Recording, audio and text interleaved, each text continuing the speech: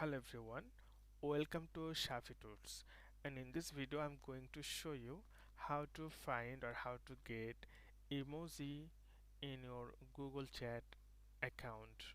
Okay, so now I'm opening a Chrome browser, and after that you can see there are some dots. Simply click on that and then you'll get the Google Chat option here, or you can go through searching the Google Chat, and after that you have to click any friend, and after that you can see there is a it's called uh, add emoji. Okay, you can type anything, hi, anything, then you can add emoji. So simply click on that, and here you'll get a lot of emoji.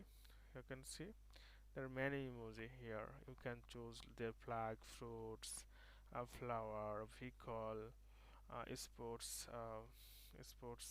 elements, and electronic elements. Many things is available. There are some symbol also available, so you can find or you can type, and after that once it's done, then simply click send, and then you can see this is emoji, and this is really easy to use this application.